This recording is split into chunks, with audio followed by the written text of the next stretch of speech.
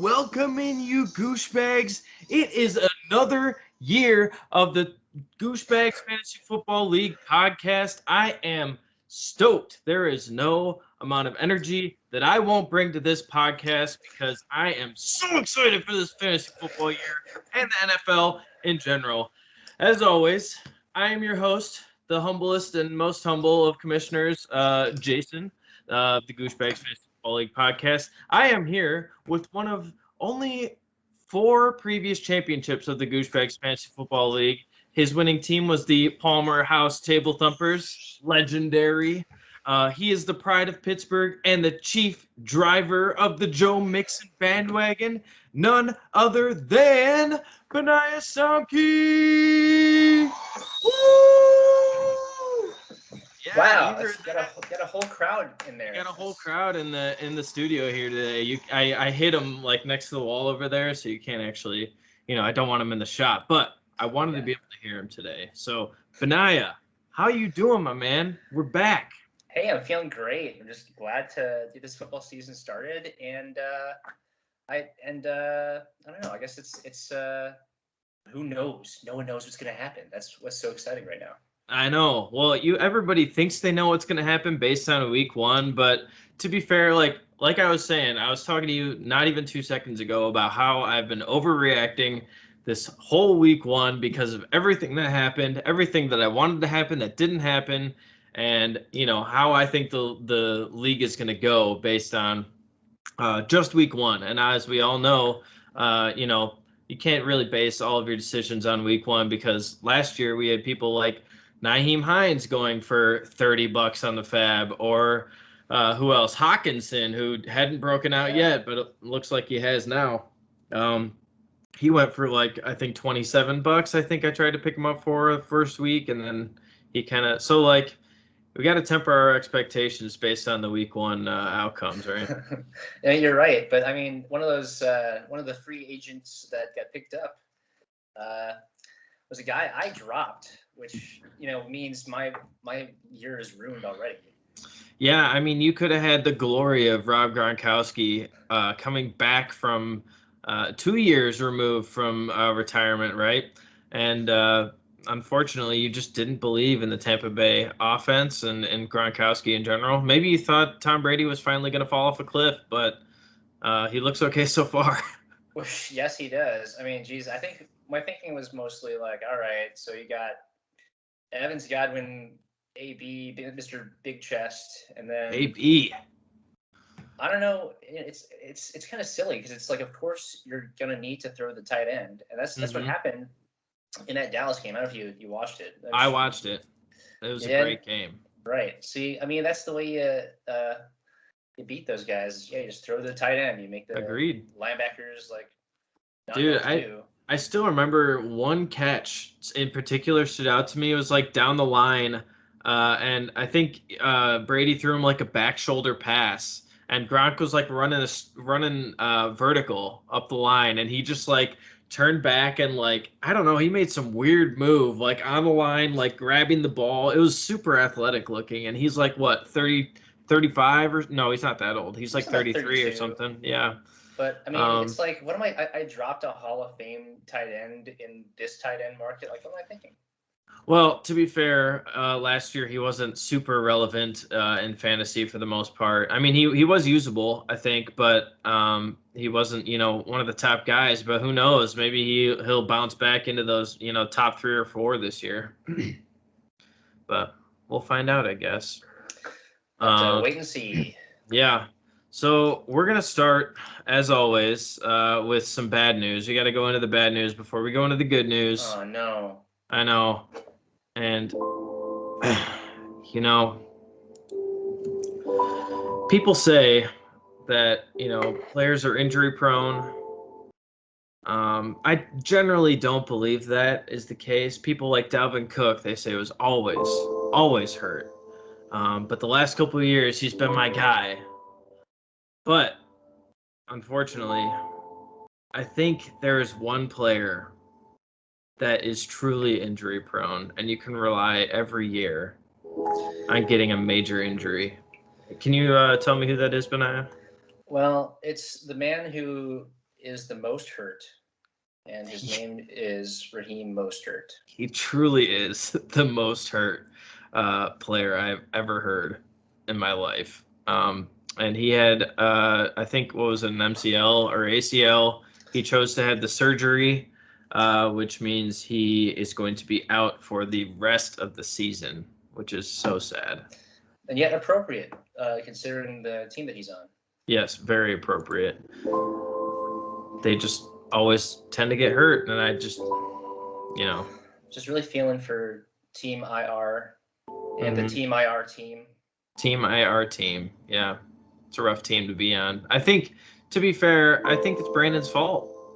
It's probably Brandon's fault. He named his team Team IR going into the season, so, you hate to see it, but it's kind of, It's a self-fulfilling prophecy. It is. It really is. On the same note, Jerry Jeudy, who was on my team and looked like this was going to be his breakout year, like 2 or 3 quarters into the game. I think it was in the third quarter, I believe. He ended up getting his high ankle sprain. And at that point, he already had like 6 or 7 catches for like 80 yards or something. He was having a great game, and he looked like the number one. On Denver, but unfortunately, he has a high ankle sprain and should be out for 4 to 6 weeks. Well, I mean, geez, whoever has Noah Fant, it might benefit. Oh, it's me. Oh, you know who else might benefit? Tim Patrick. He is on my team now because I picked him up.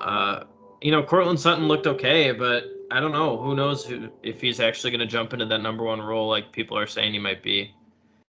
But we'll see. Yeah, Noah Fant could definitely get a big, because that was kind of the role that Jerry Jeudy was in. He wasn't getting those like super downfield passes or anything like that. So Tim Patrick, okay. I mean, he might sound like a weatherman, but he definitely sounds like an accountant or something. Just kind of the typical Tim Patrick, man with 2 first names. So yeah, we'll see how the targets fare, but you can't really predict these things. You think one thing, and then it ends up being split between 2 or 3 people, or somebody that like Elijah Mitchell. We'll talk about him a little bit later. Like somebody comes out of nowhere that you didn't even know their name. Takes all the touches, but. We'll see. The last player that had a big injury, not that this was necessarily fantasy relevant. Well, it could be for other players, but I don't think anybody had the old Ryan Fitzpatrick on their team. But unfortunately, he looks like he's going to be out for most of the season. I think quite a while, at least, with a hip subluxation. I guess that happens when you get old. Subluxation. Subluxation was what I read. I'm not exactly sure what that is, but old people and their hips, right? No, that's true. So, he probably fell on it. Yeah, probably most likely he fell and he couldn't get up. Anyways, so I guess it's like a little bit out of its socket. But yeah, it's like not quite a dislocation, I think, is what it. Then now that you say that, that's what I remember hearing. Like it was dislocated, but not actually dislocated. It's sublocated. Ooh. I don't know. I think I'm done looking at pictures. Okay. So yeah, we'll see. That's unfortunate for guys like Terry McLaurin or maybe Antonio Gibson's value too. Yeah, I don't know. So. We'll have to see how Taylor Heineke steps up in his place. I guess part of the thing I was hearing about the red football team is that having Fitzpatrick in there would mean that they'd be chucking it more down the field. But yeah, I mean, I don't know. Heineke is. I don't know anything about it. He played a couple games last year, right? He did, yeah. He played a bit, but I don't think like you said, I don't think his depth of target was very long. I think it was mostly closer to the. Well, maybe that's good for Gibson then. Line of scrimmage. It'd probably be good for Gibson's potential receiving abilities, but I think with Fitzpatrick, they would have been able to spread the field a little bit more. Mhm. And with those deep shots downfield, maybe relieve the number of people in the box. But I don't know. Is Court starting Logan Thomas generally, I wonder? I believe so. I don't think he has any better tight end. I haven't looked. Yeah, he has Higbee, but yeah, I think I'd Does he probably have start both? Thomas. I think he's starting Higbee this week. Is that his plan? I don't know. I'm looking at week 1 stuff, not week 2. Who's he got in? He's currently got Logan Thomas in, so yeah. So maybe that's what he's thinking too. Could be, yeah. I mean, yeah, he could be waiting for those short targets from Taylor Heineke for sure. Because that was what Logan Thomas's thing was last year. It was Yeah, he was high Mr. Necessary because there was nobody else besides Terry McLaurin, right? Yeah. So back to square one. Back to square one, and back to we're done with the big injuries. I think those are all the fantasy relevant injuries. There were obviously probably defensive injuries and whatnot, but we will move on to the top scorer in the league. I guess, man, this kills me. This really kills me. It hurts to say. I know he won the league last year, and now he's coming back. Had a good draft, and he's probably just gonna sit on his draft laurels. I know he auto drafted it. He's got a great team. He's gonna sit on his drafted laurels and ride out the year. Not even listening to the podcast. Not even checking his team lineup. He's not even gonna hear this. So congrats, I guess, Aaron. My tight end Ertz with Eifert. 141.18 fantasy points. So, congratulations, I guess. Ugh. You know what I think of that, Benaiah? That's right. We got the soundboard in here, boys. We have a soundboard hooked up. We had some technical difficulties trying to get that bad boy mixed in with our audio. We just ended up going old school. I got him playing through a speaker into the microphone, so maybe I'll ask for a sound mixer for my birthday or something, but the solution's okay for now. I mean, I'm glad that we still have the. I mean, just hearing it boo Buck is all worth it. That's great. I agree. So, all right. Well, now that we're done congratulating this chode bag, I guess we'll move into the matchups from last week. And actually, so I have on here. Well, all right. We'll just get into the matchups here. Unfortunately, I can't even be serious during this sad music. Unfortunately, my team, the real Slim Brady. God, that's a fucking great name. Played against Benaiah's team, Juju's TikTok dance squad. Damn it. I can't keep it together. Oh, we need to play it on loop. All right, keep it going.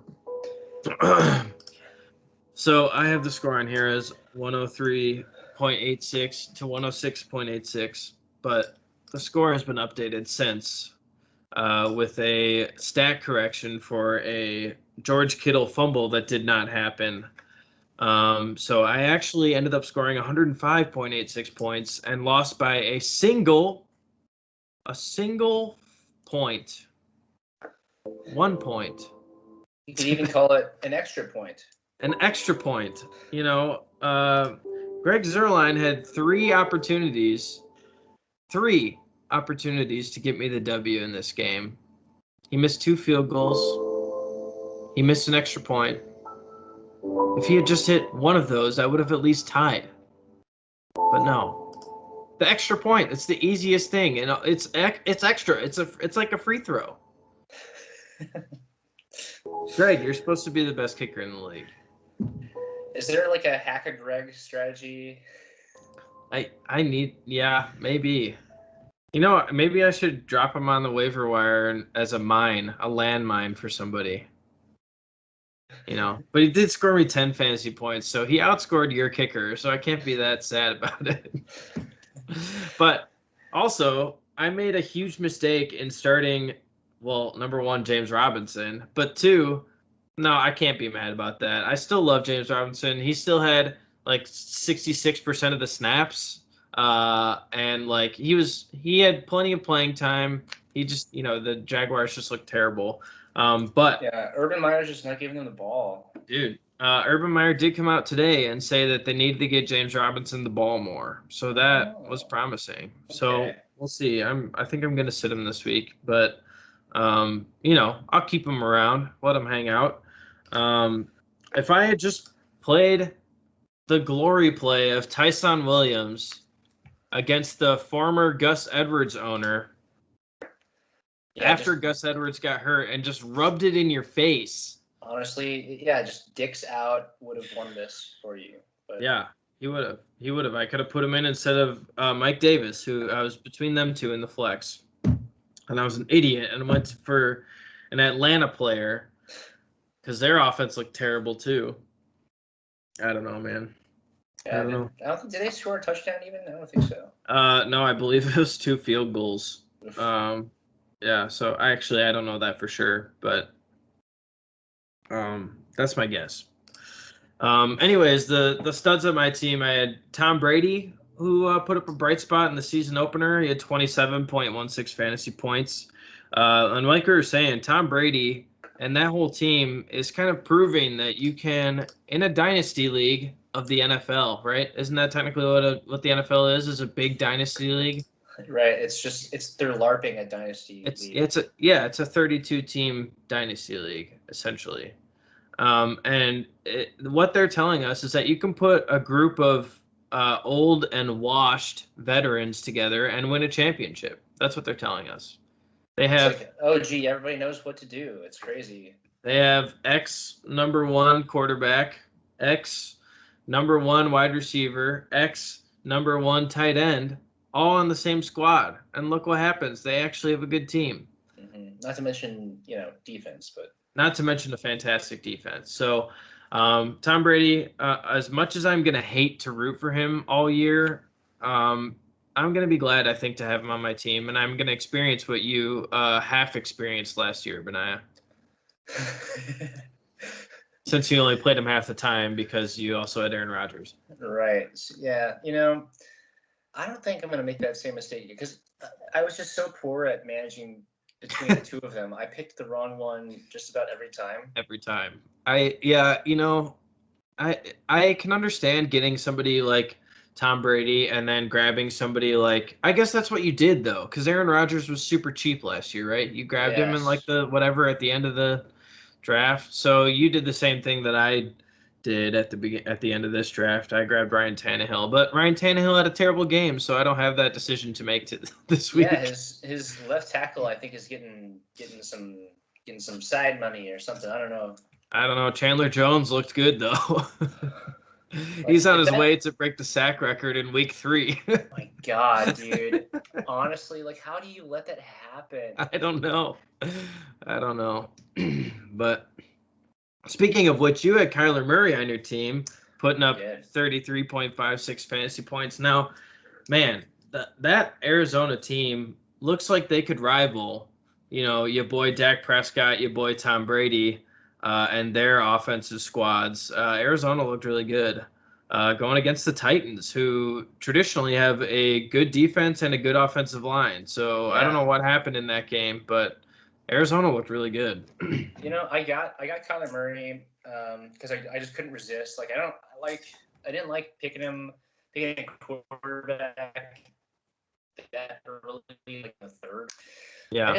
I don't know. It's just irresistible. Also, his game is just sweet, just objectively. So it's just fun to root for the dude. Yeah. Also, he looks like Baby Yoda. So there's that. That's true. He does have the qualities of a Baby Yoda a little bit. But no, I mean, I think it's gonna be fun to watch the Cardinals, man. I picked up Rondale Moore. I don't know if you saw that. I grabbed him. Actually, do I still have him? I might have dropped him. I picked him up earlier today. Did I drop him again? Because I was like, I grabbed the Cardinals defense instead. I grabbed the Cardinals defense in waivers. Grabbed the Browns defense this morning to actually play this week because I think they had they were playing against Houston. So, Yeah. but Rondale Moore is a potential promising player, just so you know. Now you're probably gonna pick him up before me, but like okay, to be fair, he hasn't done anything yet. He had like 4 catches for like, I don't know, 30 yards this week. So he didn't do much, but he's a rookie, and he's looking good. Huh. But I mean, there's so many. Like I said, he probably won't even do anything this year, to be honest, because I mean, they got DeAndre Hopkins, AJ Green, Christian Kirk. They got like so many I mean, geez, receivers. I think Kirk got a couple touchdowns or something. He Didn't did. He had 5 catches and 2 touchdowns this week. So Jeez, what do you do about that? I don't know. Like, yeah, he can field stretch, and then you got the old reliable DeAndre Hopkins and Dan Arnold, the postman, as tight end. So yeah, I mean, you got so many players there. It's tough to even pick somebody to stop. So, you've been waiting years for this. Years. Oh my God, yes, I have. Yes. Wait. Hang on. Well, This calls for something. The Joe Mixon bandwagon has come through. You've been driving this train for years. You've been waiting for Joe Mixon to break out, and the Bengals offense actually looked decent this game, and like they could be good this year. well, I think yes, because I mean, yeah, Joe Burrow is like a real passing threat. He's like he just throws perfect balls, and if you can threaten both things, like I mean, that's like the main idea of football. Right. I mean, that's why the Titans were so good last year. That's why the Chiefs are good because they have just a major passing game. But like, they're just freaky. That's just... yeah, like the like you said, the Cowboys and the Titans, I think, are the two main ones that like just have an amazing passing attack and amazing rushing attack. And now maybe it's the Bengals. I think people were concerned this year about the offensive line still for the Bengals, but they looked good. I gotta say, like I defend I'll defend my Pittsburgh Steelers like pretty much no matter what. But people say they had the terrible offensive line or whatever. But I mean, they fired all those guys. They got like 4 new dudes. Yeah, that's true. I don't know what went for the Bengals. No idea. I think there might have been like 1 draft pick or something in there. I don't really know if they had much turnover in the offensive line. I think the reason that people were thinking that the Bengals weren't going to be good was because they hadn't done much to their offensive line, and people thought that they needed to. So they thought the offense still wasn't going to be good because of that. But they're out here to prove people wrong, I guess, this year. So there could be multiple offensive, fantasy relevant players coming out of that offense this year. Mm-hmm. I mean, best case scenario, I got myself basically Adrian Peterson with pass catching ability. I mean, that's like right. How much more upside you can get. Yeah. So sorry, go ahead. Well, and doing the pre-draft homework or whatever, it's like, all right, I'm probably going to end up with either Mixon or Najee Harris, depending on who the Dogfather James Sullivan picks. Yeah.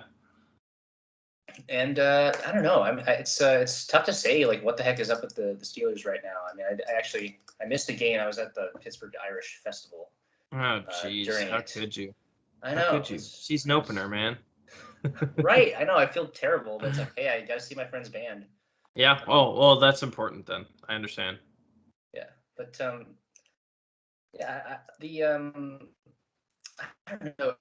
It's going to be interesting to see who ends up on top, Mixon or Najee Harris.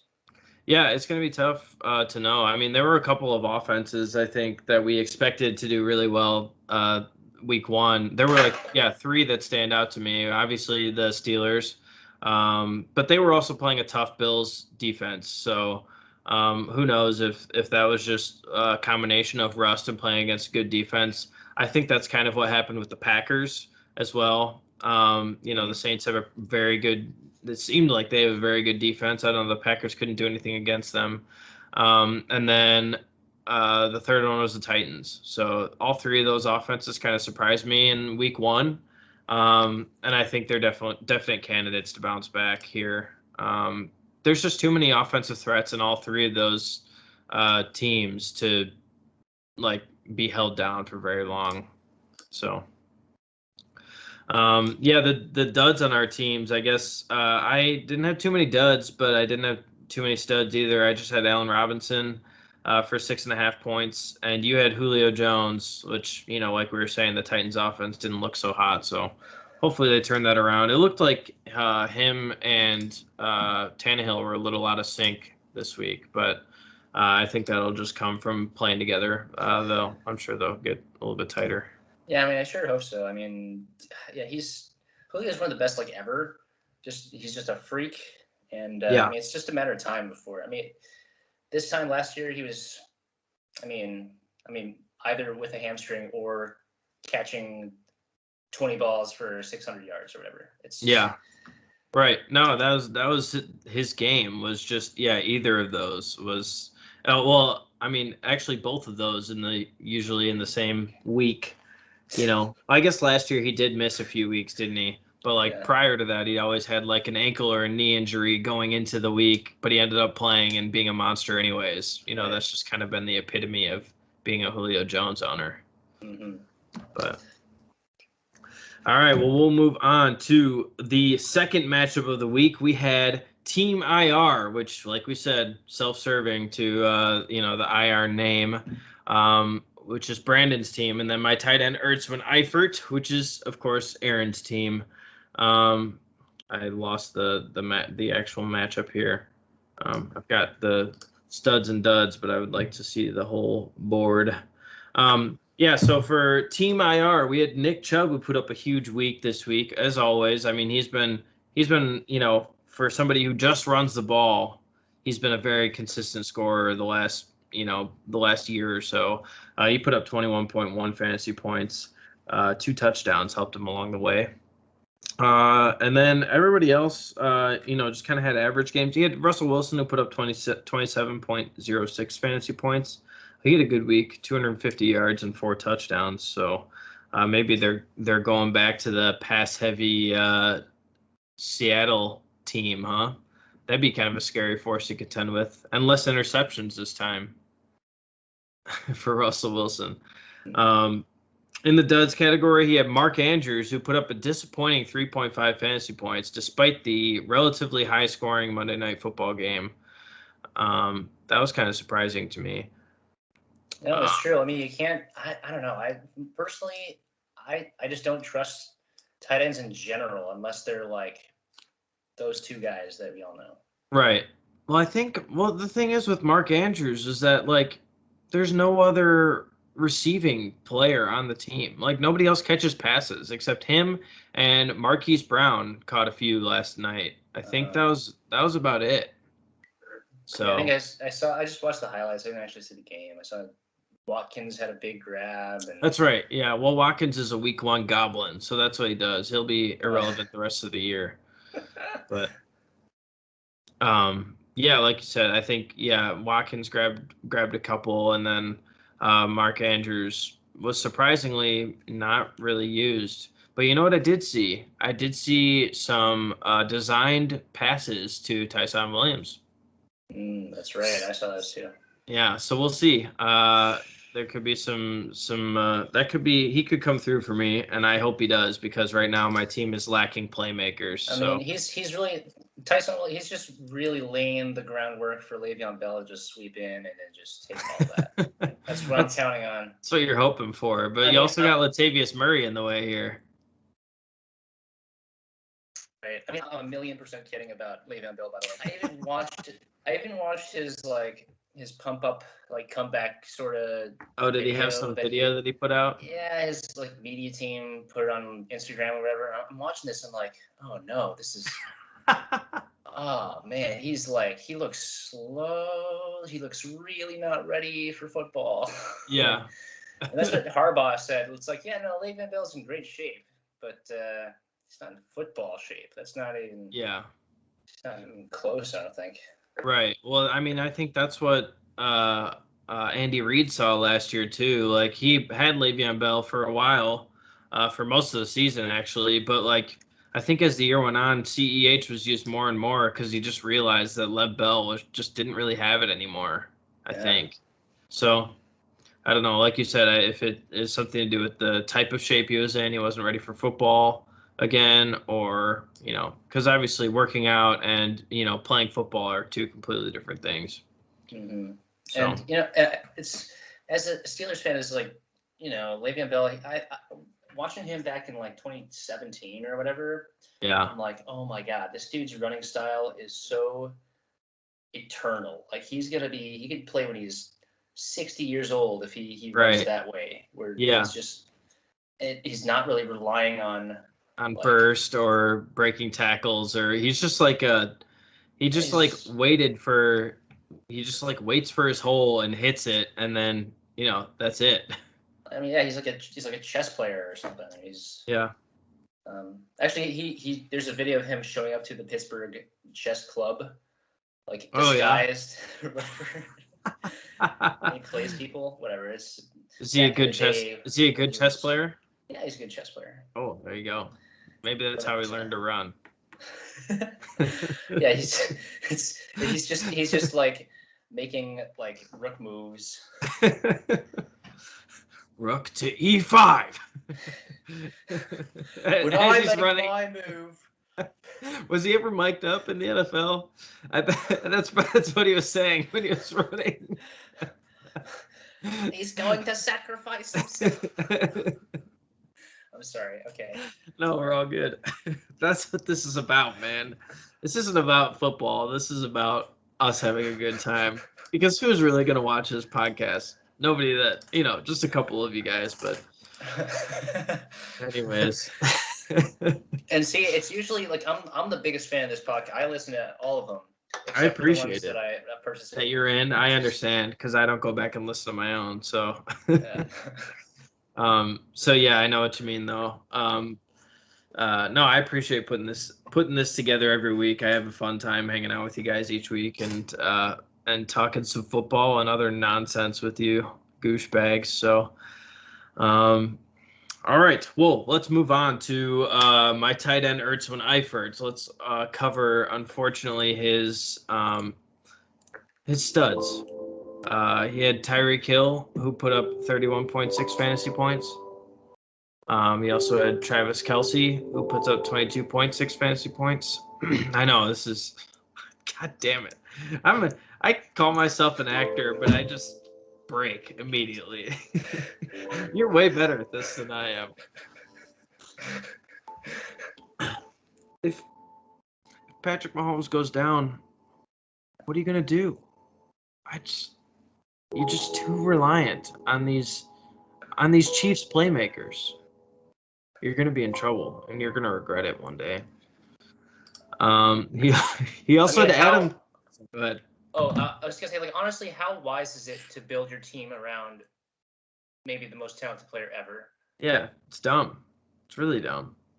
And like the two highest scoring players on that team, and potentially in the league, like that's so dumb. Normally I'm totally against two pass catchers from the same team on my fantasy team, but like that's the whole team. Yeah, this might be the single exception because, like, as you can see, Tyreek Hill is putting up 30 fantasy points, and Travis Kelce is still putting up 23 fantasy points. So you can't be too sad about it. But he also had Adam Thielen, who put up a surprising line of like 10 catches for I don't know how many yards, but he had 2 touchdowns. Yeah. He had 25.6 fantasy points, or 25.7 fantasy points. Let's see. Yeah, 9 catches. Sorry, 9 catches for 92. Yeah, and 2 touchdowns.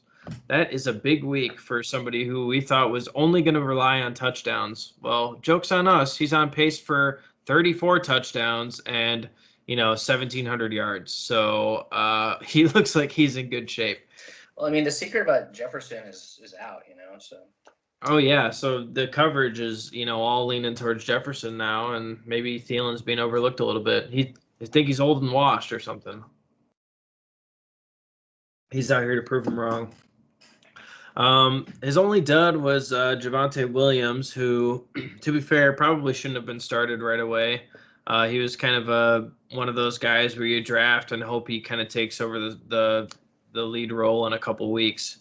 But this brings us to his running backs, though. I mean, like, what's Yeah. Look at Eifert's running back situation. Right. Yeah. So he has great pass catchers, but yeah, his running back situation is relatively dire. I mean, he's got Miles Sanders as his running back one, which is spotty at best, but he did put up a good week this week. Yeah, Javonte Williams was his two, and then Ronald Jones, who had negative 0.6 fantasy points. Zach Moss, who was a healthy scratch. And Nyheim Hines, who actually did put up 11.2 fantasy points. Oh, fuck Nyheim Hines. I love Nyheim Hines. Oh, as all of you know, Nyheim Hines was my savior in the championship 2 years ago. And he did have Marquise Brown, though, who put up 16.4 fantasy points.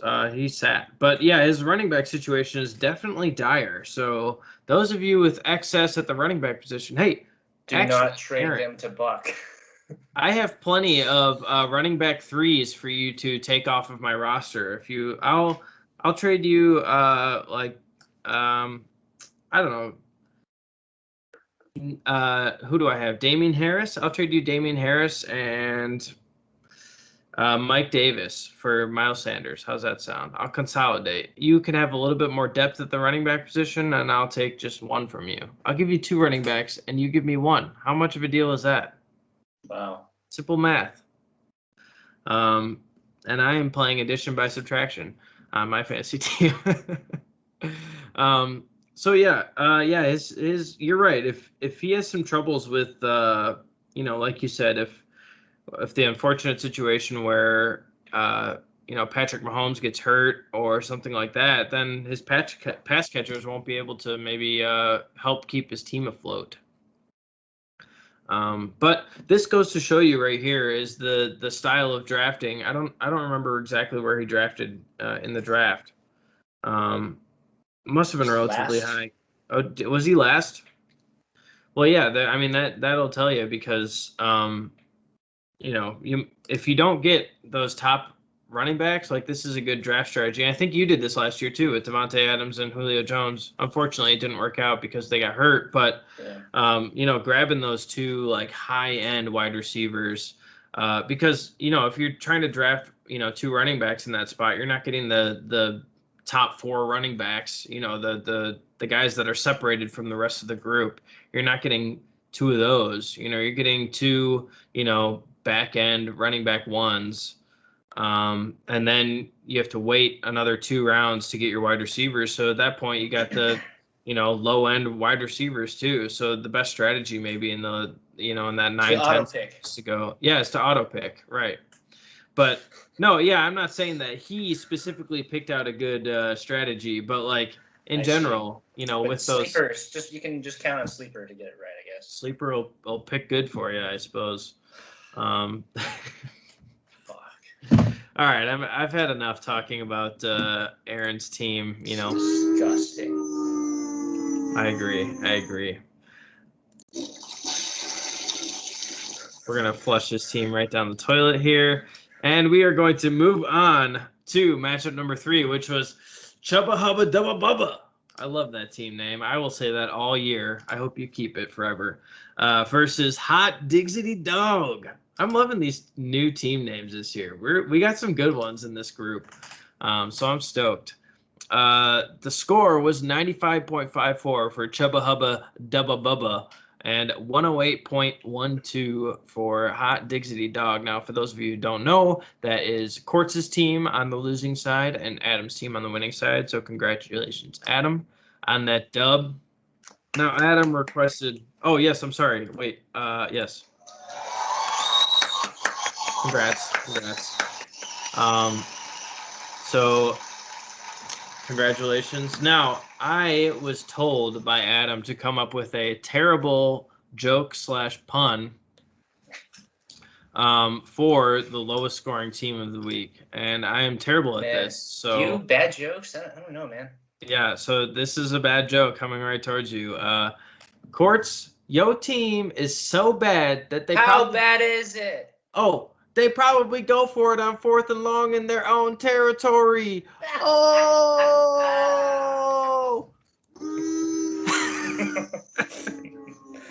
That's nice. Oh, wait, sorry. Wait, I got this. Oh, there you go. The audience loved it. Thank you, studio audience. Thank you very much. I appreciate it. So yeah, on Those are all unpaid interns for the podcast. Yes, unpaid. We are all unpaid on this podcast. Let me tell you. In fact, it probably cost me money to put on this podcast. It's not even free. It's but we did have a single stud on Chubba Hubba Dubba Bubba. God, I love that. We had Christian McCaffrey, who was the top scoring running back to nobody's surprise. What is surprising is that he was the top scorer despite not scoring a touchdown this week, which I think hasn't happened in quite a long time. He had 23.2 fantasy points. Messed up. Who's number 2? Oh, it was Joe Mixon. Joe Mixon was number 2. Yes, Joe Mixon was number 2. He had 23.0, right? So just right behind it by 0.2 of a point. What a loser. So CMC is right back on top as projected. I know he was actually considering. I don't know if. Oh yeah, I guess you guys were all part of this conversation, but yeah, he was considering dropping Christian McCaffrey to the draft board and keeping somebody else. I forgot who. Oh, Josh Allen, who he ended up drafting anyways. Yeah, so yeah. He did have Josh Allen anyways, but he was considering dropping Christian McCaffrey and keeping Josh Allen for a better value. That was part of the reason I picked up Kyler anyway, was just anticipating not having that chance again. Yeah, no, that's true. So I had either the next pick or is pretty close to. Yeah, as much as like Patrick Mahomes is like probably one of the probably the best or top 2 overall quarterbacks in the league. Put him up there with Aaron Rodgers and Tom Brady, and he's arguably better than them at this point in their career. But as much as he is like the best quarterback in the league, probably, he can't really compete. It's tough for him to compete with Josh Allen and with Kyler Murray or guys or like Lamar Jackson, strictly because of all the running that they do. Now Josh Allen didn't do that much running this week. He had 44 rushing yards. He also lost a fumble, so that didn't. Yes, he did. I mean, the Steelers won that game off of because of that sack fumble and then a punt touchdown. Right. Yeah. So they had a good defense this last week. Yeah. I mean, I watched all the. I know. Again, I didn't actually end up watching the game. Yeah. All the experts. The major highlights. Yeah. It's almost they forget that you actually have to play the football game. Yeah. No, that's true. I mean, the Steelers defense, like you said, I think you told me personally in the chat that the Steelers defense, they're going to keep them in a lot of games, even if the offense doesn't look as good as it should, maybe on paper. The defense is definitely going to keep them in basically all of their games. So they just need a few plays from their offense to get them on the head, and they're going to be in good shape. They're going to be tough to beat for sure.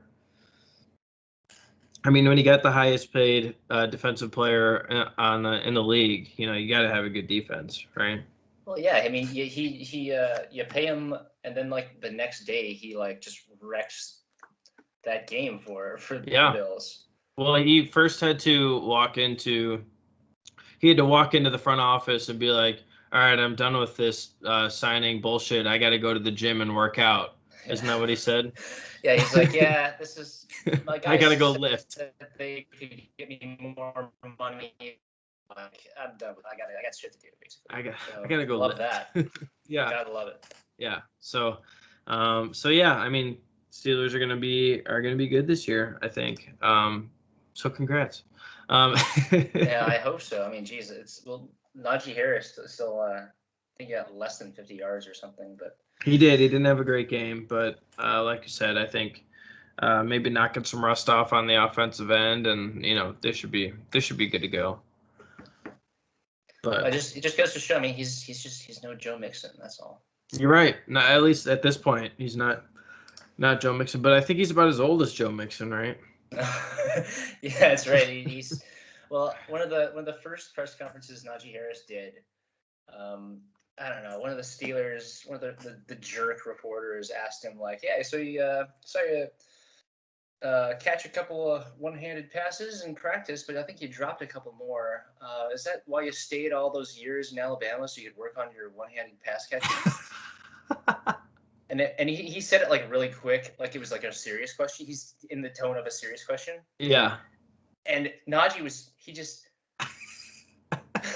he was like, he'd never been asked like a weird kind of attacking question like that before, right. said in that way.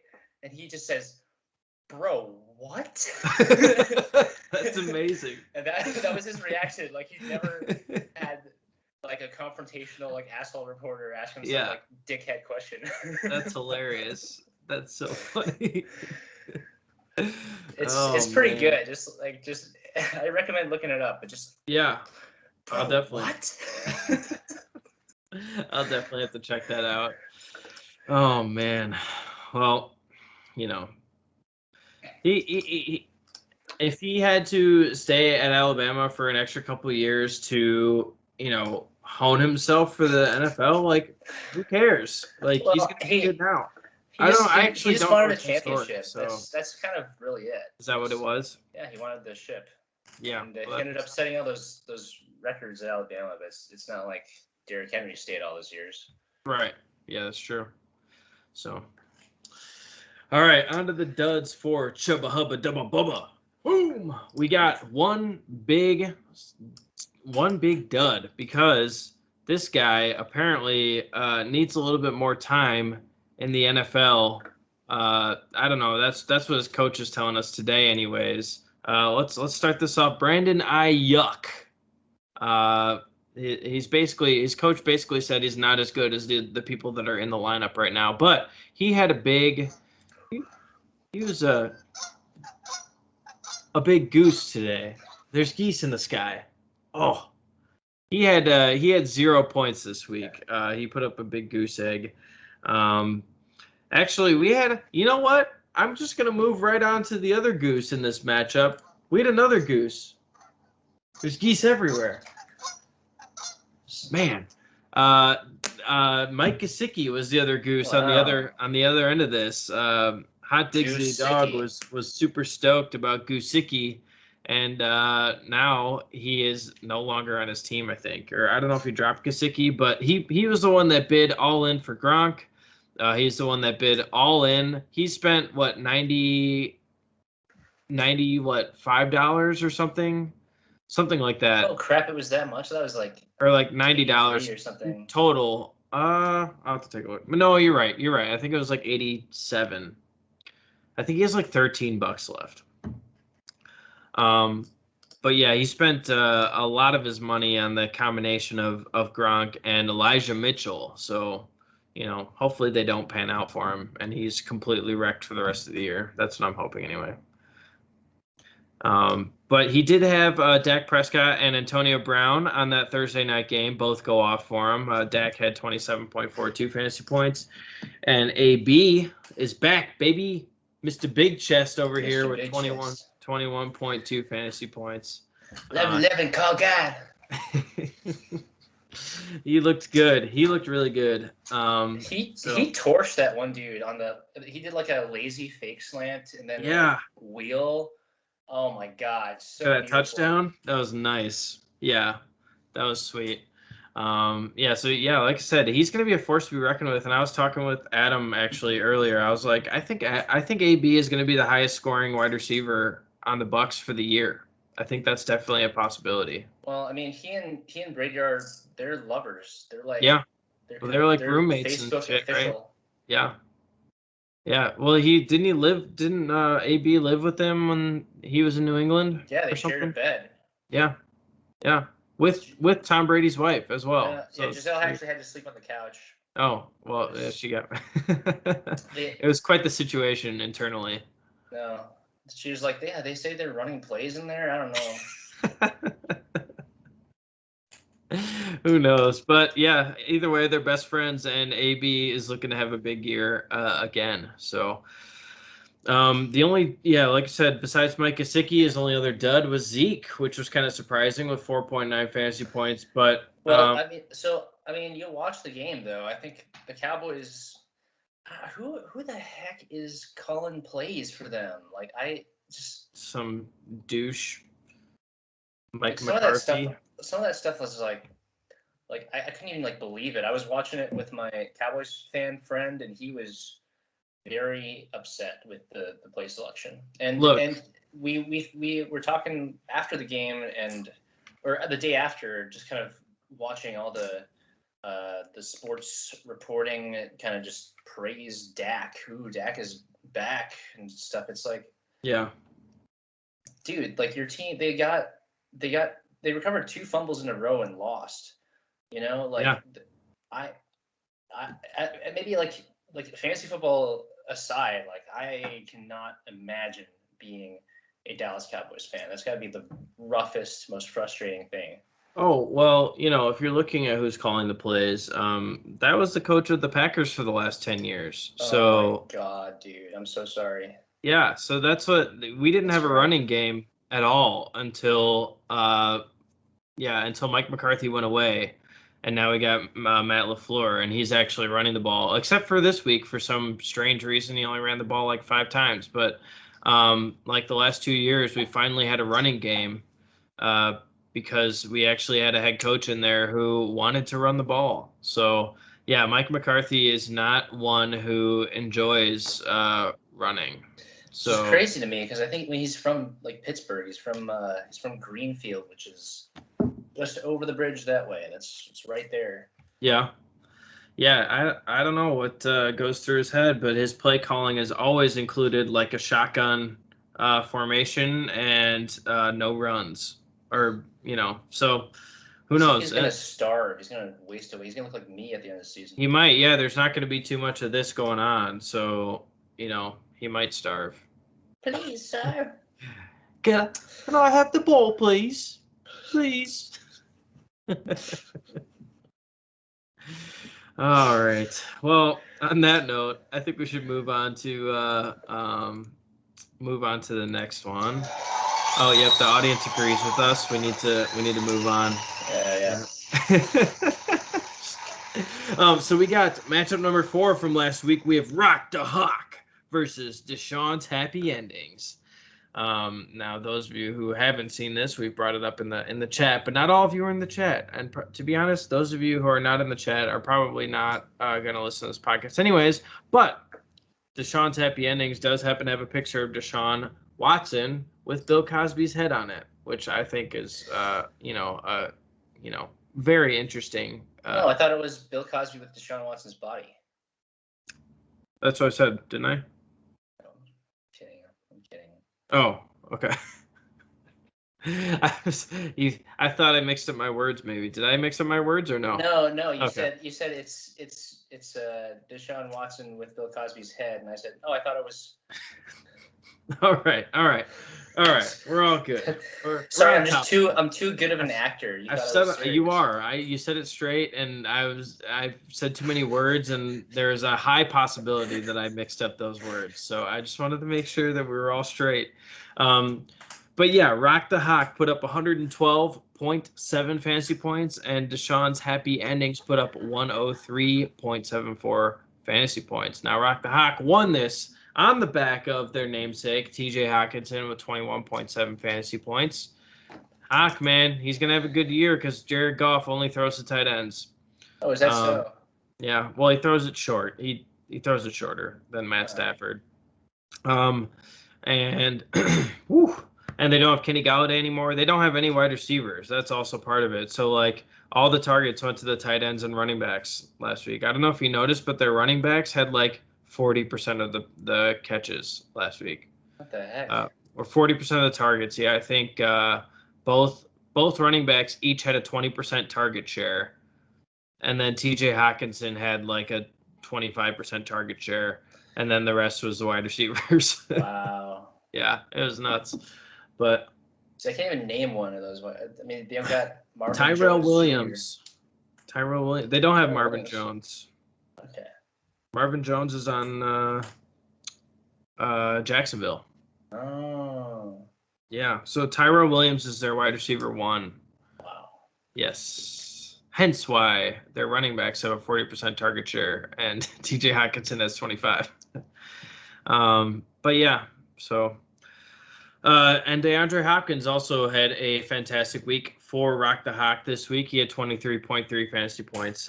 In the duds category, he had Mike Evans, who missed out on the fantasy fountain that came out of the Thursday night football game with only 3.9 fantasy points. Deshaun's happy endings, the studs, a big Cooper Kupp off the back of Matt Stafford, 20.3 fantasy points, and DeAndre Swift, 20.4 fantasy points.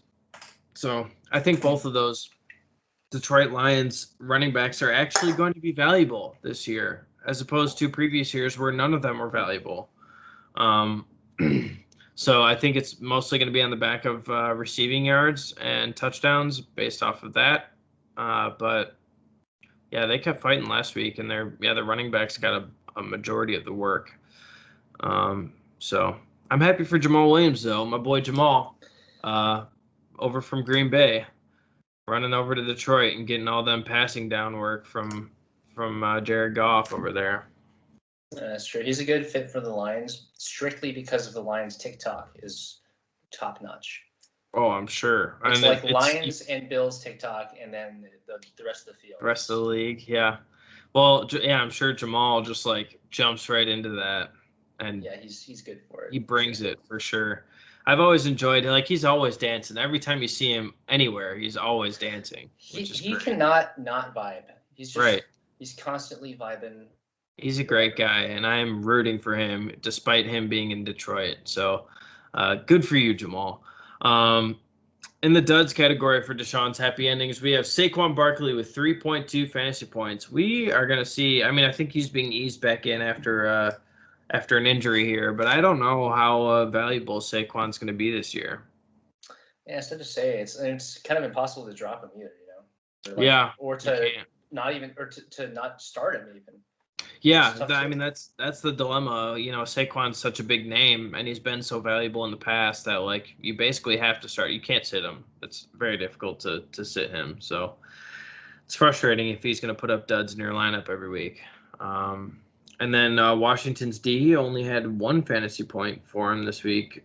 Kyle Pitts only put up 5.1 fantasy points, but that's all right for a rookie in his first game of the year in the tight end position. So I didn't really consider that a dud, but all right, on to the. Well, sorry, did you have one more thing? Go ahead. Yeah. I think I consider him a dud. I mean, if considering they chose him the 57th overall or whatever, I mean. Yeah. Why not? No, that's for week 1 though. You think it's a dud for a tight ends who usually break out in like year 2 or 3? Well, it's true. Like I don't remember the exact stat, but this is an exaggeration, obviously, but rookie tight ends aren't good. Right. Yeah, that's what I'm saying. Not a stat, I know, but. No, yeah, I mean that's all I ever hear from people, and those are the people that were fighting against Kyle Pitts this year, is because tight end is a difficult position to learn in the NFL to like come up to speed, because you have to know running plays and passing plays and the blocking schemes. You basically do everything on offense besides throw the darn ball. So a tight end, like getting up to speed as a tight end in the NFL is very difficult. So that's why I think, like you said, rookie tight ends are terrible, and they usually don't even break out in year 1 or year 2, but like year 3 is when they start getting like good. And that's what's happening, I think, with TJ Hockenson as well this year. He's now had, was he good? Was he a rookie last year? I don't remember, but, or 2 years ago, either way. Yeah. It's his 2nd or 3rd year in the NFL. So, that's kind of the time that they break out. So I wouldn't consider him a bust, even though he was high draft capital. Yet it's kind of tough to base that on the first game of his career. So, which it wasn't a bad game. It was 4 catches for 31 yards. Like in the tight end landscape, that's kind of an average. Let's see, what tight end is he? I guess he was the 24th best tight end this week. So didn't really put up a great week for you, but, it's Good not. luck, dude. That's what I say. We'll see. We will see. It was a bold move to draft him. Yeah, like you said, in Somebody round had to do it. 6. Yeah. So, all right, on to the last matchup of last week. We're gonna power through the rest of this podcast. We don't got much left. These usually take up the majority of the time of the podcast, anyways. So, matchup number 5 is Ain't No Walla Back Girl versus Buster Baxter. That's Neil's team and James's team, respectively. And Ain't No Walla Back Girl scored 104.42 fantasy points, and Buster Baxter took the win with 108.48 fantasy points. So almost by exactly 4 points, just a little bit over. The studs for Ain't No Waller Back Girl, we have Amari Cooper, who put up 32.4 fantasy points on that wazoo of a game on Thursday night. And Darren Waller put up 21.5 fantasy points. And he was the only one getting targets in Vegas for that game. I mean, you love to see your eponymous player do well. Yeah, that's true. Do you know where Buster Baxter's name comes from? I'm sort of lost. I think it's just like... Literally just from Arthur. Yeah, is that where that came from? I just feel like I've heard people call people Buster Baxter, like if they're fake mad at somebody, like, listen here, Buster Baxter, or something like that. Well, that's just hilarious, I guess. Yeah. So that sounds like something James would name his team, you know? That's all the logic he needs. That is. It really is it. So... Well, congrats to James. We got to give him the sound. Oh, yes, I'm sorry. Oh, we're doing that. I guess we've done that for most of the wins this week. Congratulations. And for anybody that I forgot to do the sound for, I don't think we did it for everybody, but we're going to do it for everybody that won this week. Congratulations. And for everybody who lost this week. Wait, no. No. It's not supposed to repeat. Stop. I'm still figuring out this soundboard. All right, boys. I literally just downloaded it this afternoon, so we're still figuring it out. Even more applause. For everybody who lost, we're flushing the toilet on them. Bad week 1. Overreact to your heart's content because I am. Don't you worry about it. I think I'm going to lose it all. I'm going to go 0-17 this year, but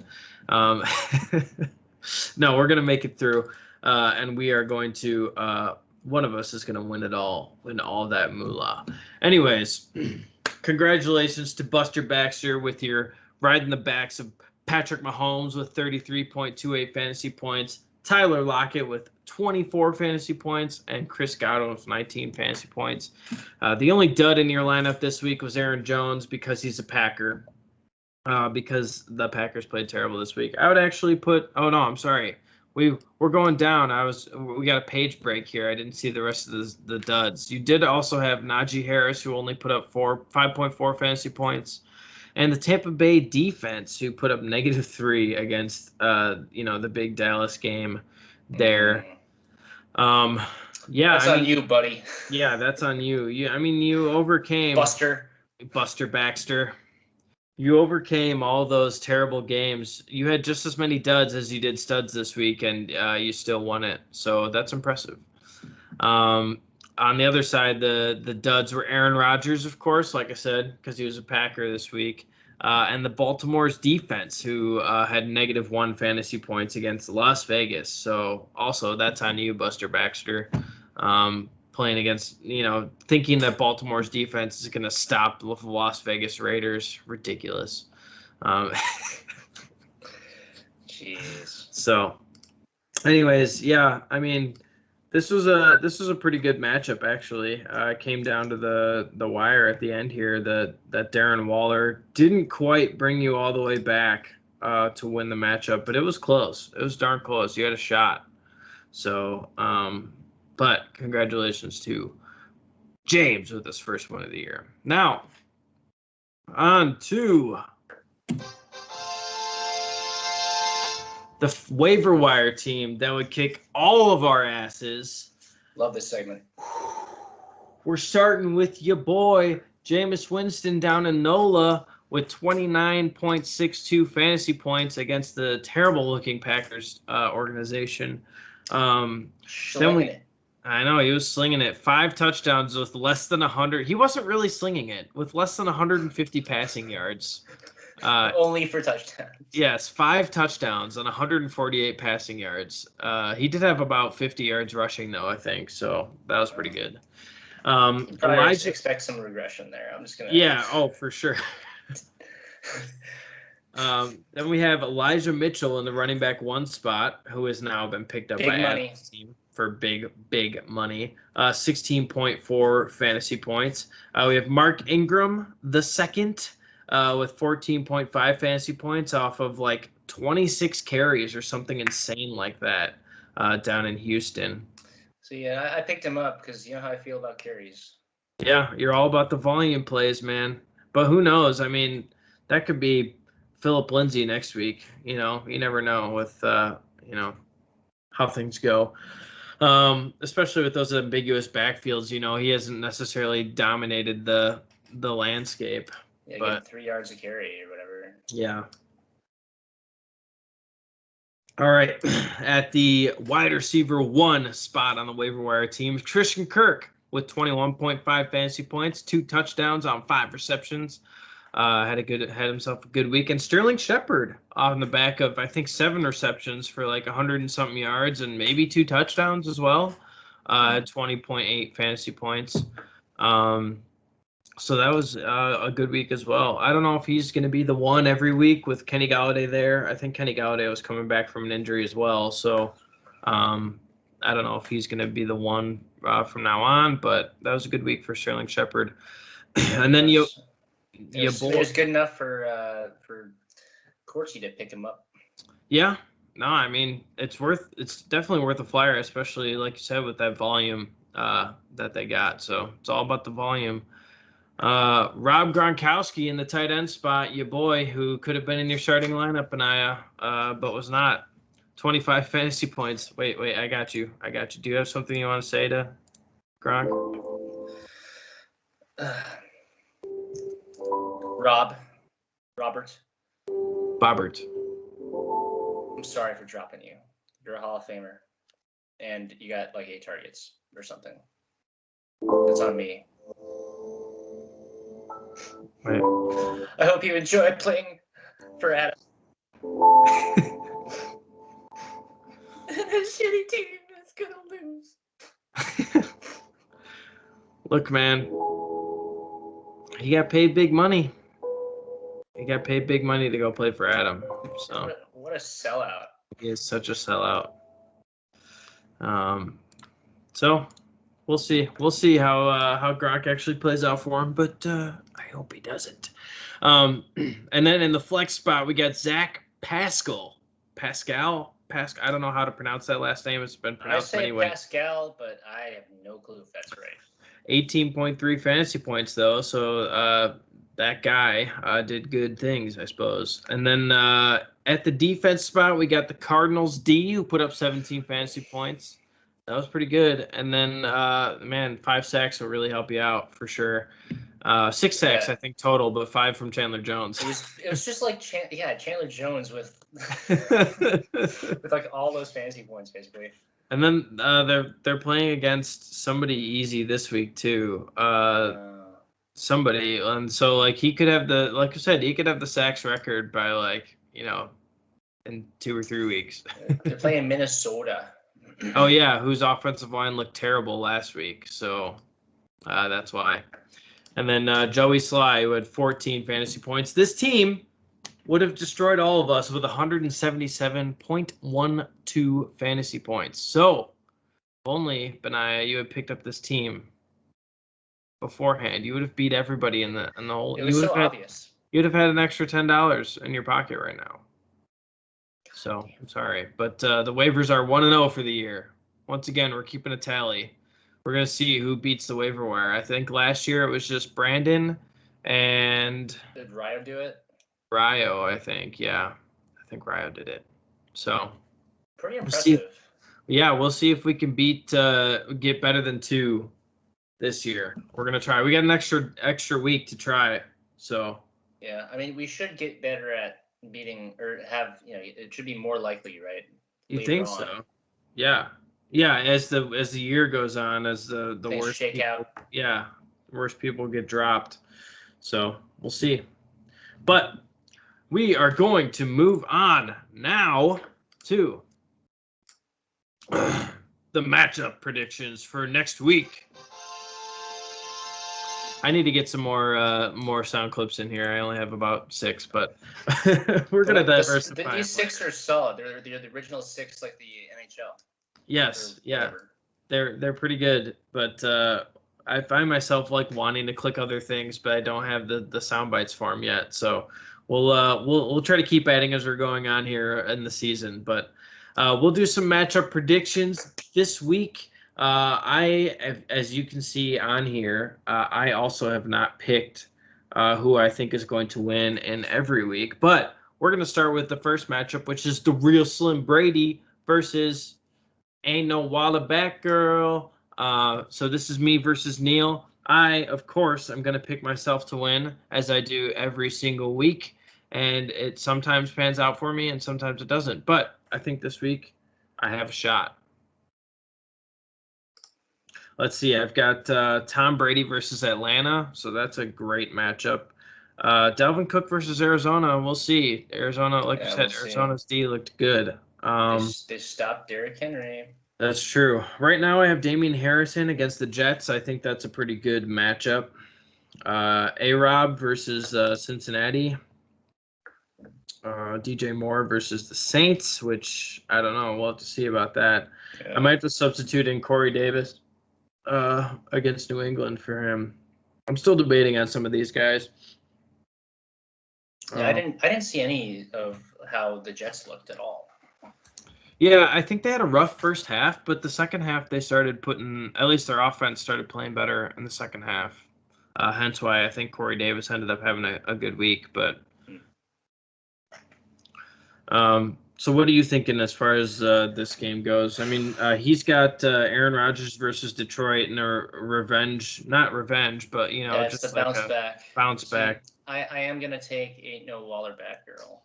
Ain't No Waller Back Girl. Well, I'm gonna enjoy it. I just know that like Cooper's gonna just get the ball a bunch because McCarthy just doesn't like running ever. It's true. And Derrick Henry and Aaron Rodgers that's like 2 sort of like bounce back situations. Bounce back candidates potentially. I mean, but Derrick Henry doesn't really do anything in the first half of the season. Once he hits his first snow, then he turns into the Yeti and just destroys everybody. But like he's like every year he just has like kind of a mediocre beginning of the year. So I still think I'm okay. We'll see though.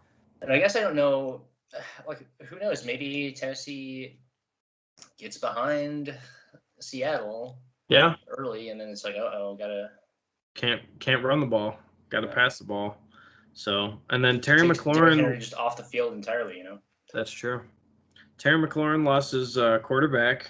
Robbie Anderson had a single catch for 57 yards and a touchdown last week. Classic. And against the Saints, we'll see if that happens. So. Yeah, I don't know is he still gonna start him? He might though. He doesn't have any other wide receivers that he could put in there. He could put in maybe Chase Edmonds against Minnesota. Yeah, I guess tough. He has Deebo Samuel, who had a good week 1. Yeah, my man has both Edmonds and James Conner. That's true. Which is, I mean, the guy that you really want is Kyler Murray, but yeah, right. He's the one that's rushing the most in that league. But anyways, you're picking Ain't No Waller Back Girl. I'm gonna enjoy. Sure.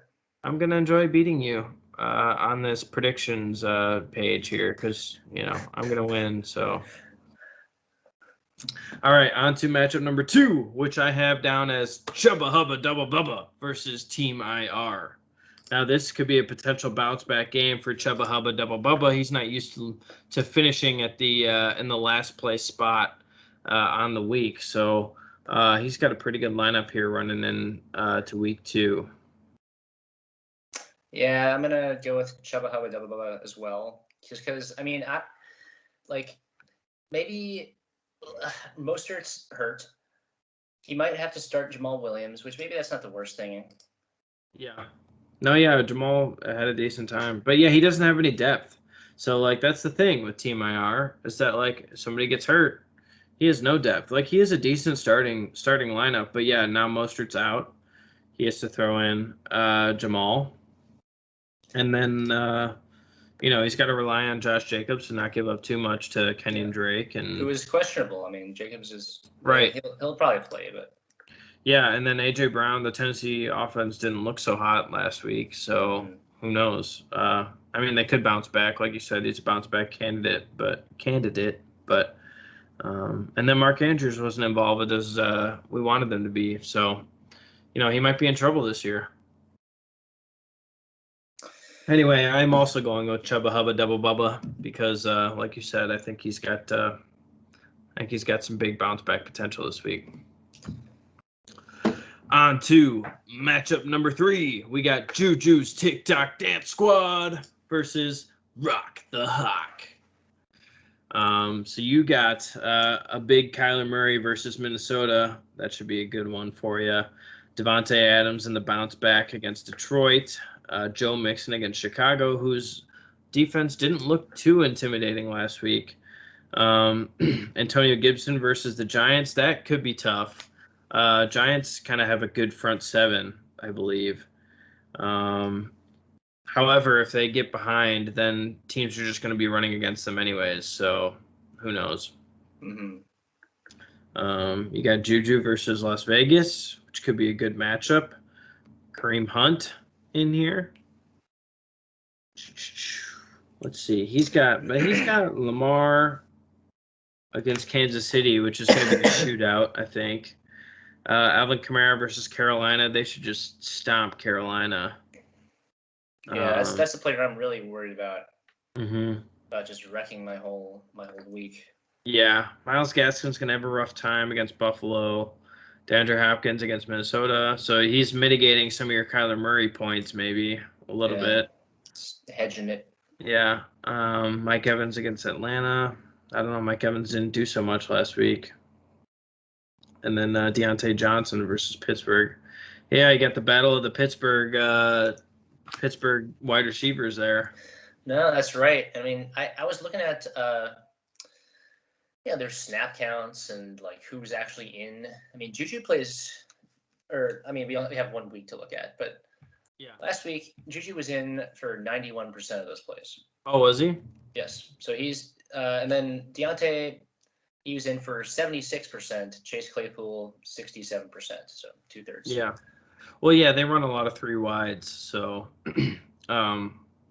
so yeah, I mean, but yeah, Juju's on. He's the one, essentially, and then Deontay runs out of the slot quite a bit. Is that kind of his role? So I was like wrong about what they were gonna do because I was convinced that all right, Juju's not gonna be primarily in the slot because that's just not Matt Canada's new way of doing the offense. But like he made some plays from the slot, but the truth is everybody's lining up everywhere.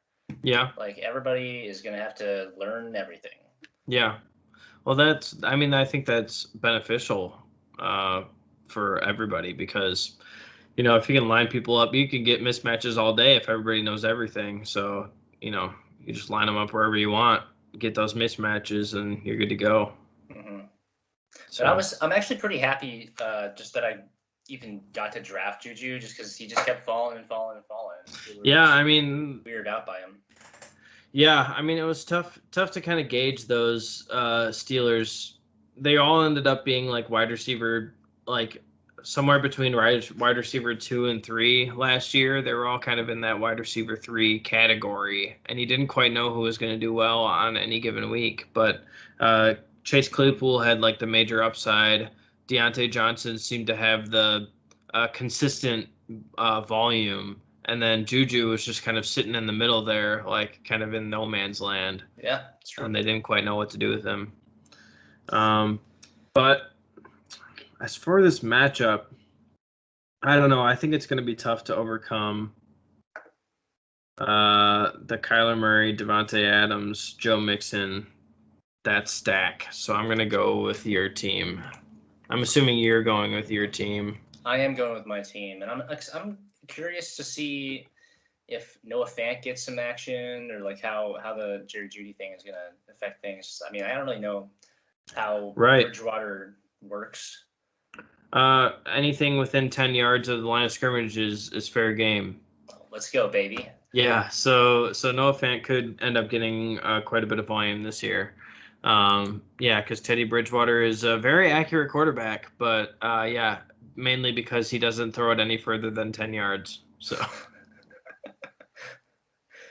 but I mean, if that's all they need with their defense this year, as kind of a game manager, then that's what they got. It's like I'm the most accurate quarterback in the world within 10 yards. Yeah, like a Drew Brees. But like not as good. Teddy Breezewater. Teddy Breezewater light.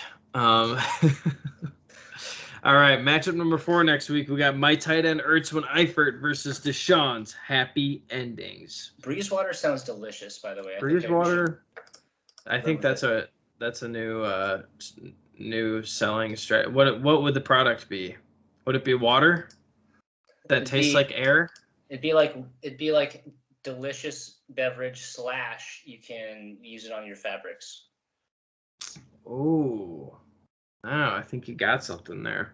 It'd just be like expensive water. Like nobody would ever drink it because you would use it as, it'd be too expensive for water, but about the same price as detergent. Is that how that works? So it's detergent, but you can drink it. It's a niche market. I did buy some at Meijer one day. They had some like carpet or like all multi-purpose cleaner that you could that was like safe to consume. So like the person like took a bottle of it and took a swig right from the bottle. And so they're basically saying it was okay to have around babies and pets and all that sort of stuff, which was kind of interesting. So we bought a bottle. We were suckered into it.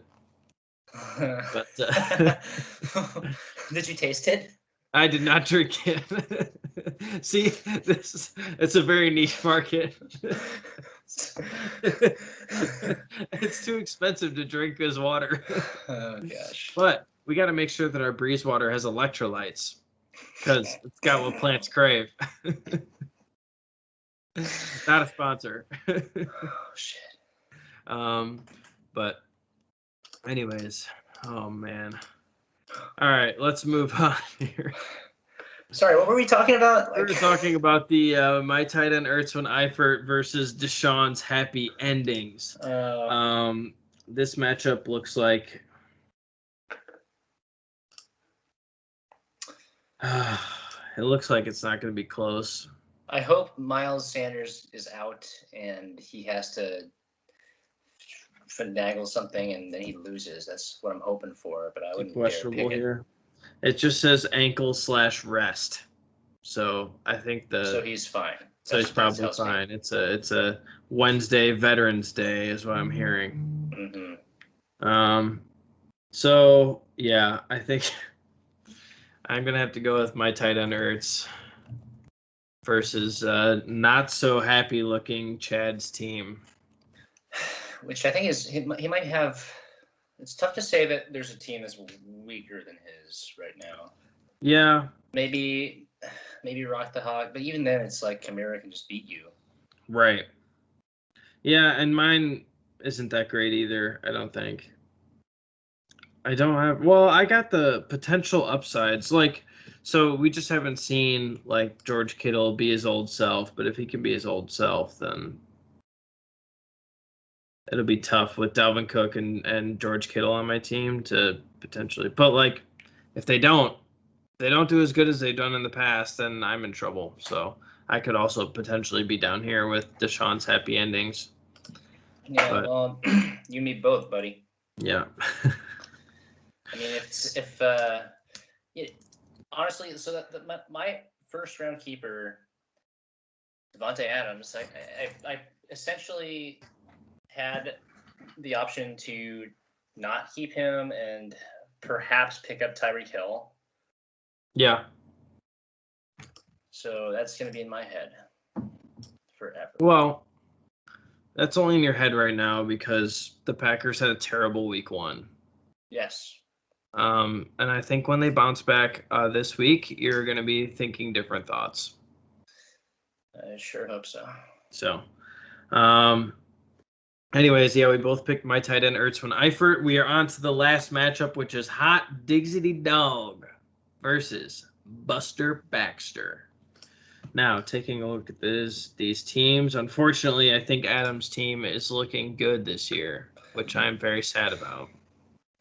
But he has a very strong starting lineup and currently has Antonio Brown on his bench. Right. So I'm going to have to go with Hot Digsity Dog in this matchup. Yeah, that's what I got too. I'm trying to think of like a situation in which I don't know, Dak doesn't do well, maybe. I don't know. Like Against the Chargers? I don't know. Their defense hasn't looked great, has it? Like Not McCarthy as runs the ball. No, that doesn't even work because he's got Zeke. that won't happen. This goes for the last two matchups. This one and picking my tight end Ertz Eifert. I love this boo one. It's a good boo. It's a good boo. I went think through a all few of them. You need like maybe like a slow clap or like a Yes, a slow kind clap of would be good. sarcastic. Yeah, I think I was looking for a slow clap. I was looking. Well, I didn't. That's a good one to add. I hadn't been looking for that one, but I would like throughout this. I've been trying to think of the other ones that I think I would enjoy. Yeah, just some. I think a slow clap would cover a lot of things. I'm trying to think of what else that I encountered that I might want. I should start like writing notes in the middle of my podcast so I remember which drops I want to add. Do you want like a womp womp? Oh yeah, yeah, I don't have that. I was going to do. I ended up doing a boo instead. Which is beautiful. Yes. Yeah. The certain situations do call for like just a little. I was thinking the classic trombone, the wah wah wah wah. That's that. Good too. Or just a wah wah. I could look into a wah wah too. Wah wah. Or like a game over music or something like that. I don't know. We'll do some searching. But we do have a couple of questions this week. Are you ready for the questions, Benaiah? We are on to the last section of the week. We are almost done with podcast numero uno of now 18 this year. Man, maybe 17. Nope. We'll see. I'll do one after the championship, I'm sure. So I think that'll be 17 actually. So we'll do 17 podcasts this year. But we are at the last section of podcast number 1. How do you feel, Benaiah? How do I feel? Yes. In general? After the being back into football at the end of the last the end of the first podcast of the year. Honestly, I feel relieved that like it's happening again. It just felt like the off season would never end. Agreed. And we're here. We made it. So I am stoked for the year. But first, before we get into week 2, we have some questions. Benaiah, what is the most you would be willing to give up in real life if it guaranteed that you would win the league? Oh boy. It's kind of a tough question because it's like I feel like I'm like a flexible kind of guy. I can do without things. I can not a lot rattles me. Right. But the question is worded pretty well, right? Because it's like, okay, that's the most in life. Right. So yes. It's out. It's gone. Yeah. But it's like guaranteed to win the league. And I'm guessing this is just like win it like once, right? It's like probably. Yeah. Well, so this is the most.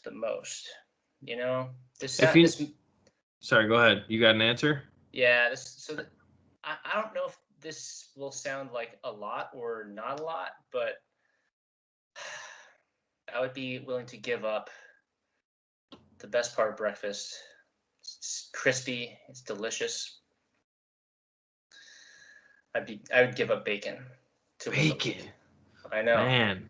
I know. Man, it's a guarantee you would win the league for a year. Let's just say for that year, you cannot eat bacon. Yeah. That's a tough one. That's tough. So delicious, so versatile. See, and this 100% guarantees that you would win the league. See, I'm taking it from that point of view, like that as soon as you give up bacon, that you are going to win that league. So there is no question about it. There's no competition.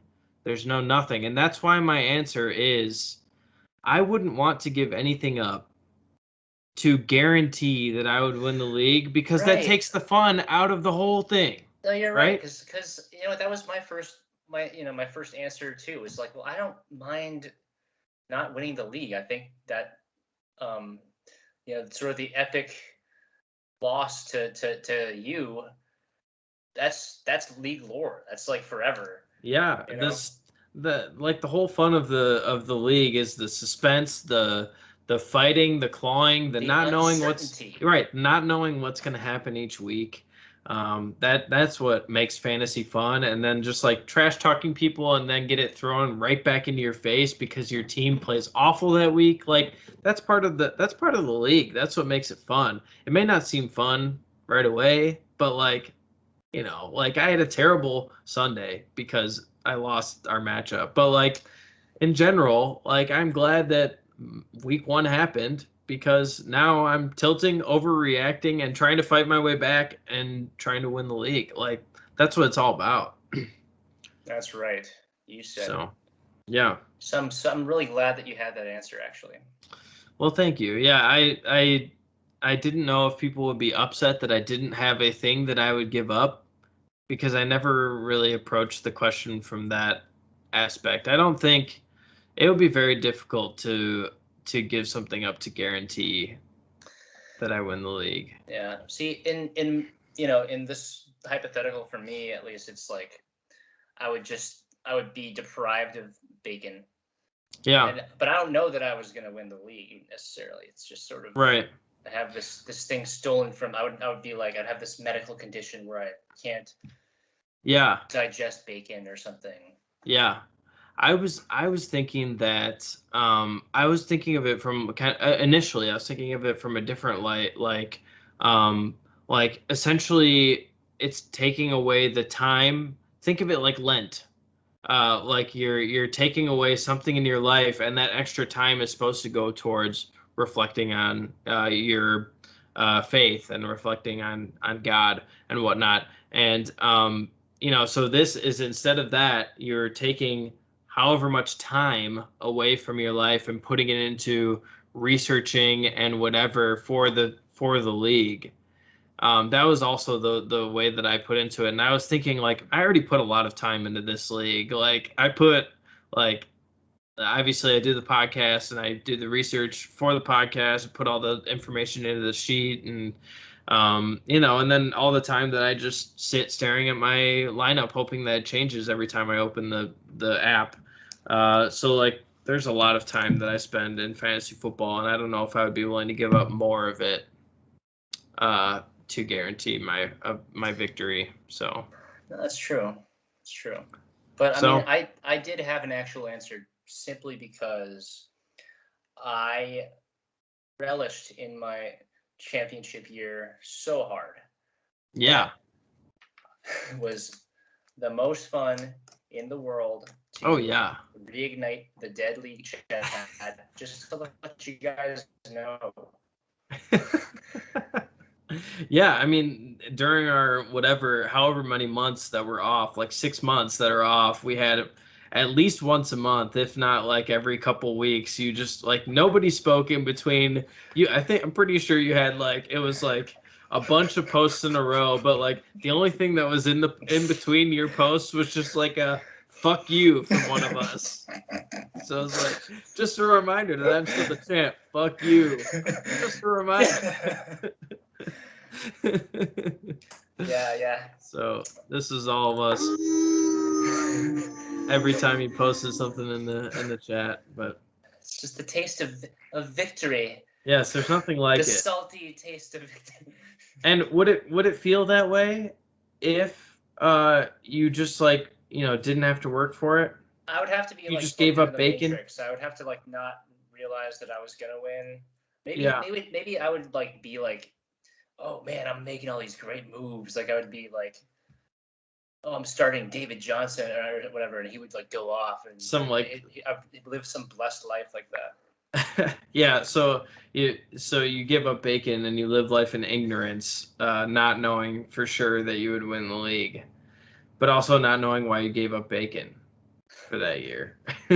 Right. See, the logic is sort of cause and effect is a little bit misaligned, but we'll work on it. We'll do some storyboards and figure out the motives and timeline for everything that happened. The worst Pixar movie.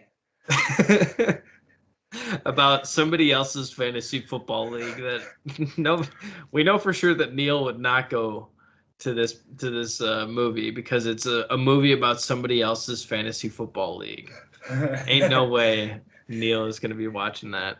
And anyway, food that isn't apples. Exactly. Potatoes. Yeah, he doesn't even like bacon because he doesn't know what bacon tastes like. So actually, there might have been a time where he ate pork. There might have been because he's been like in and out of allergies. So like he can eat beef, I believe, still right now. Wow, that's good for him. I know it's a big step, but I think there might have been a time. I'm not 100% sure, but there might have been a time where he could eat pork. But then he like grows out, but then sometimes grows back into allergies. So wow, but like good for him. He can eat like beef and potatoes. That's like that's like a meal. That's boil them, mash them, stick them in a stew, right? So wow. Yeah. We have one more hard-hitting question that's actually not in this outline sheet, but it's something that Chad asked in the chat earlier today, and I don't know if you remember this. I'm sure you do. I'm glad I remembered it. It's more why I told you to remember it earlier in the chat. But Chad, Mr. What's his team name? Deshaun's Happy Endings over here is wondering why the heck nobody will trade with him. And I don't know if you have an answer right off the bat, but I have an answer right away. And it's because, I have also expressed an interest in trading, yet he has not reached out to me with any sort of talks in the trade offers. So that's my answer is that, Chad, talk to me and maybe we can get something worked out. But I have an alternate answer, but I'm going to let you answer first in case I take your answer. Honestly, well, I don't know because like I myself am sort of a cautious trader. I'm kind of a hold'em kind of guy. Yeah. Just because I'm what's that thing called where you're afraid of the unknown or whatever, or risk averse or something like that. Yeah, or just like wanting to like keep the thing that you have. I don't know. That's probably what that is. It's the mentality that essentially you value your players higher than other people do is kind of what it is, or no? Or are you just scared? Yes. Yeah. I think. Well, I mean, geez, I've just spent a bunch of time in this podcast talking about Juju, right? So it's like, I don't know. Yeah. Right. Well, that's the thing. I do the same exact thing, except I think I've been overreacting like the opposite way this week. But in general, I have the same thing. I don't trade too much because I feel like I never offer enough for other players because I'm scared of like, what if my players go off after I trade them, or like. And then like, because I see the potential in everybody, right? So this dude has the potential to be like insane. So I think that's what keeps me from trading a lot. And I think, well, this year for me at least, I guess I have Jamar Chase and Jalen Waddle. I'm really, really hoping one of those guys becomes a keeper, my second keeper to Gibson, right? Because I got so much value out of that guy. So that's kind of my whole thing for this year is like, please So Jamar Chase and Jalen Waddle are off the trade block for you. I mean, Not yeah. tradable. There you go. Straight from the horse's mouth. I mean, unless it's tough to even imagine like another like young kind of possible Justin Jefferson situation. Right. That isn't one of those guys, or maybe like Devontae Smith or something. Devontae Smith, yeah. Even him, like he got picked a little earlier, even. Yeah, I think he was single digits, whereas Jamar Chase was round 5, wasn't he? No, that's where he was going in mocks. Maybe you might have gotten him later. 7th. I think Devontae Smith is around there too. He's usually in like the 8th or 9th, I think. So Jamar Chase is definitely the earliest of all of those rookie wide receivers, I think.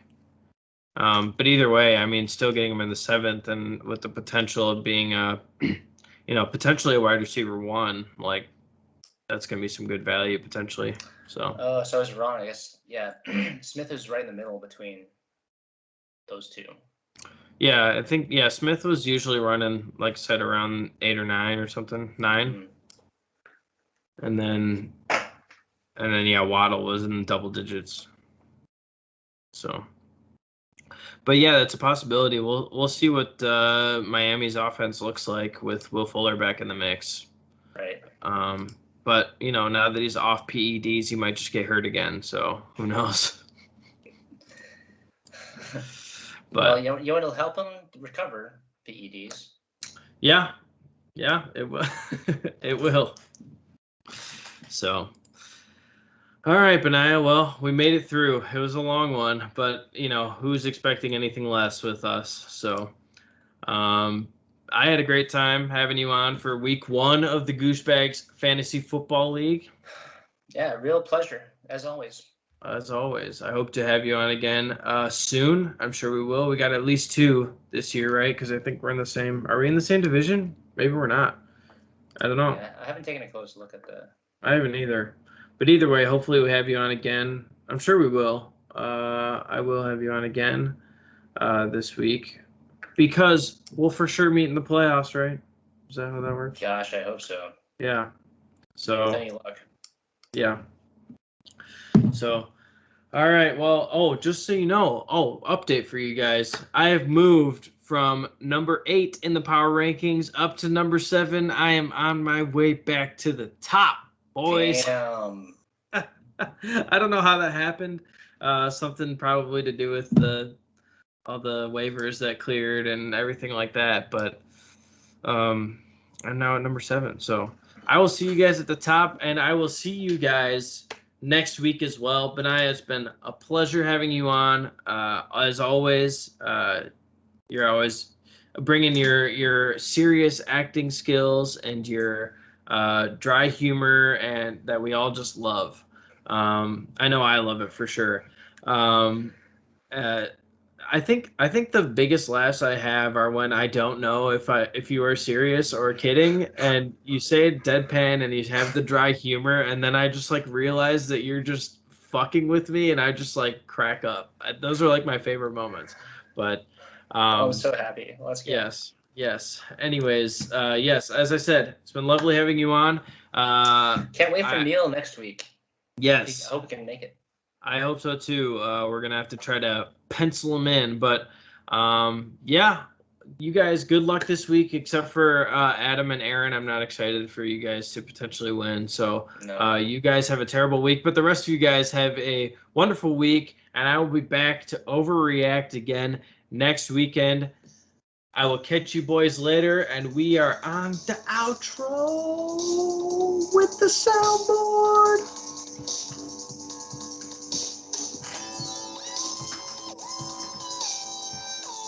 Peace, boys.